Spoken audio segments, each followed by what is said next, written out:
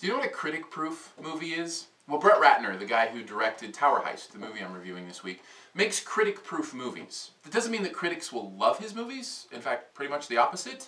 They'll probably hate them. But the thing is, audiences walk away from them thinking, I laughed, I had a good time, it was a great movie. That's just kind of the movies that Brett Ratner makes. Movies like Rush Hour, the Rush Hour series, X3, the third X-Men movie, is a Brett Ratner movie. That's just the kind of movie he makes that audiences tend to like, but critics tend to really tear apart. So the question that you need to ask yourself about Tower Heist is, do you watch movies with more of a critical mind, or do you just kind of watch them just to kind of laugh and get away from the real world? And you know, either way, I'm not judging, but that's going to determine, I think, what you think of Tower Heist. For me, I think I'm a little bit more of a critic. You probably could have guessed that. So for me, Tower Heist, it wasn't that great. Actually, it was pretty frustrating, and I'll tell you why.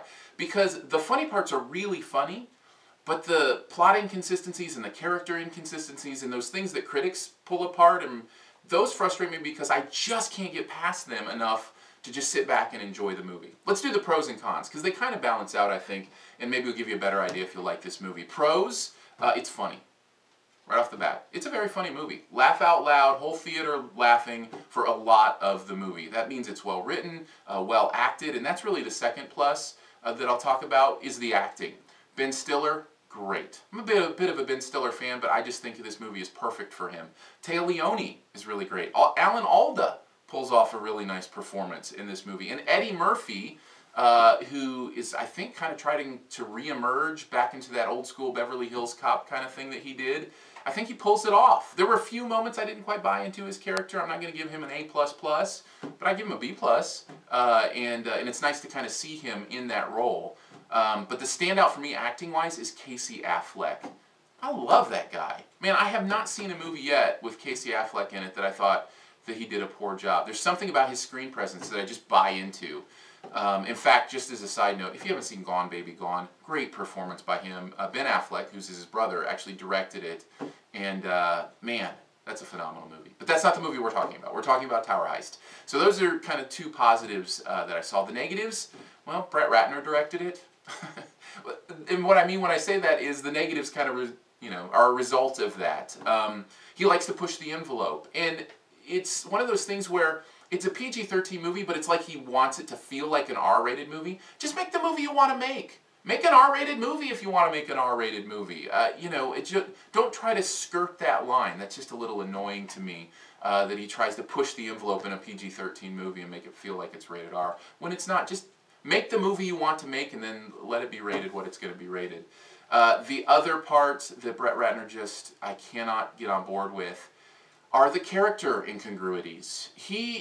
It's like he wants to get certain things on the screen, these big moments that you can't believe you're seeing, and there are certainly some of those in Tower Heist, but he sacrifices plot consistency, the reality of physics, and character consistency to make those things happen.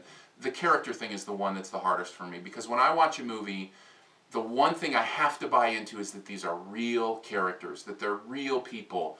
And there's a character that we are supposed to love, and that he spends a lot of time in this movie making us fall in love with, that does something later in the movie that puts hundreds of innocent people's lives at risk, like blatantly at risk. Not subliminally, no, blatantly at risk. And he just wants us to think it's hilarious. He wants us to laugh and think, oh, what a great thing, and haha.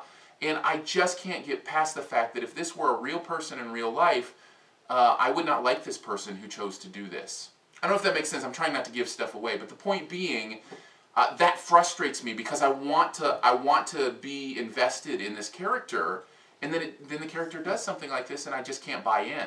And that's the frustrating movie for somebody who thinks with a critical mind, like myself, about movies, is more of a movie critic, is I'm having a good time, I'm laughing, and then what?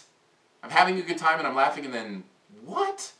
And that's just kind of the over and over thing that happens in Brett Ratner movies, and at the end of the movie, it doesn't leave me feeling happy. It doesn't leave me feeling like I had a good time. It leaves me frustrated. So, what will it be for you? Well, I think you have to decide if you see the movie more as a critic or more as just an audience member that wants to have a good time, and that's going to probably define whether or not you like Tower Heist.